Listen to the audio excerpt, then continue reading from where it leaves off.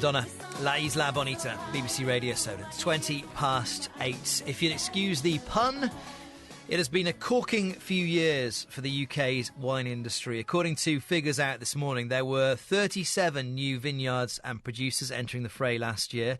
And that means that over the last 5 years, we've seen almost 200 new companies in the wine sector in this country.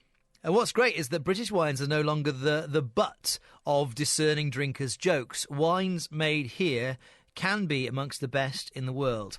Well, Mark Banham is from Morrish&Banham, a wine shop in Dorchester, and joins me in the studio now to talk about, this trend, really, Mark. I'm impressed to see people thinking that this is something that they can go into and presumably think they can do well and make money at. Yes, morning, Steve. The English wine production is enjoying a real renaissance at the moment. We have many wonderful wines in our area, all over Dorset and Hampshire. Isle of Wight too has a very good vineyard, and improvements in vineyard location has really helped improve this. So, I was going to ask about that because it felt like to me, growing up in the 80s and 90s, like the idea of growing grapes in the UK was practically impossible. You could never rely on our weather, but people clearly are doing it. So it's about choosing the right slopes on which to grow these grapes, or have things changed in terms of technologies to make this growing successful? Well, it's a combination of things. You're quite right. 20 years ago, English wine didn't have a very good reputation, and rightly so.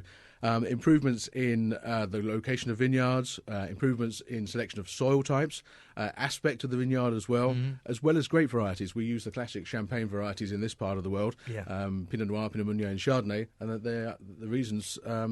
This is the reason for the drastic improvement. And they, as the little that I know about this, they tend to lend themselves well to growing in this climate, but still making a half decent wine, because you don't need that sort of sweetness of grape. It doesn't need a lot of sunshine like you might have in a I don't know, like a Montepulciano or something. I know very little about wine, so I'm reaching here. No, that's quite correct. We particularly in sparkling wine productions, Pinot Noir, Pinot Meunier and Chardonnay, they need to be right, but only just. We need to lock in all of those lovely crisp aromatic flavours in the base wine, and when the secondary fermentation takes place, these light flavours are improved upon. Yeah. So a low, quite an acidic base wine is what's needed.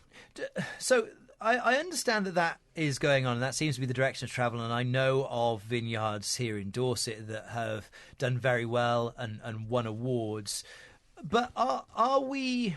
I don't know, are we as consumers, and I guess then you might point the finger at supermarkets, are we doing enough to put these things on our shelves? Because to me it would make sense. If we're growing them here, you would think that to drink them here it would be cheaper than importing wine from New Zealand. It's literally the other side of the planet, yet still our supermarkets do that. So what is there some kind of disconnect between people making good wine and then people selling it on a large scale? Yeah, well, I think the best format for, I would say, as an independent wine merchant is to support your independent wine merchant, where, for example, around our store here, we have the Furley Estate vineyard in Bridport, the Bride Valley vineyard in the Bride Valley, just outside of Dorchester, and Langham Estate as well, all producing excellent wines, all available locally in the local independent wine merchants. And this is the start, or yesterday was the start of English Wine Week. So there's a generic body which looks after the promotion of English sparkling wine and English wine in general. So there is the profile is forever rising, I think.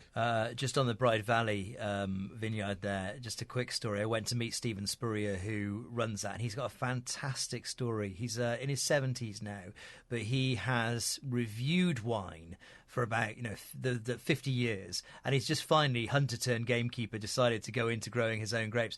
But in the 1970s, and you'll be able to tell this story better than me, I'm sure, he organised something called the Triumph of Paris, I think. It was called the Judgment of Paris. Judgment of Paris, and this was where the American wines beat French wines in a blind taste test. Exactly. Stephen Spurrier used to run a very famous wine shop in Paris.